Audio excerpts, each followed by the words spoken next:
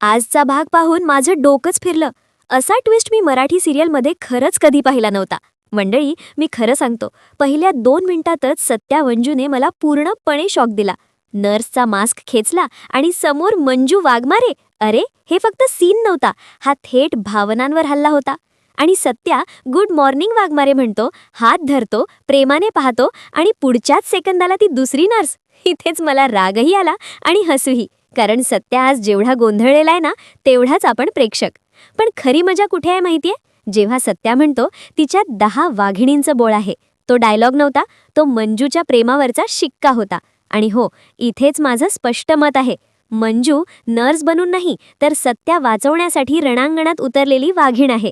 पण आता येतो तो धोकादायक भाग, मम्मीचा संशय. माझं मन तुटलं मंडळी. कारण एक आई जेव्हा चुकीच्या दिशेने संशय घेते, तेव्हा सगळ्यात जास्त बळी पडतो तो खरं प्रेम. आणि माझा कॉन्ट्रोवर्शियल टेक काय माहितीये? तात्यापेक्षा जास्त धोकादायक ही मम्मी ठरणार आहे. कारण तात्या उघड शत्रू आहे, पण मम्मी नकळत मंजूचं आयुष्य उद्ध्वस्त करू शकते. आणि पुढचा भाग, माझी ठाम प्रेडिक्शन ऐका. पुढच्या एपिसोडमध्ये दुसरी नर्स मंजूचं गुपित लगेच उघड करणार नाही, कारण तिला मंजूच्या धाडसाची, तिच्या प्रेमाची ताकद कळलीये. आणि हाच सिक्रेट ऑपरेशन पुढे सत्या मंजूला अजून जवळ आणणार आहे. पण त्याचवेळी मम्मीचा संशय आणखी गडद होणार आणि तेव्हाच असली आग लागणार.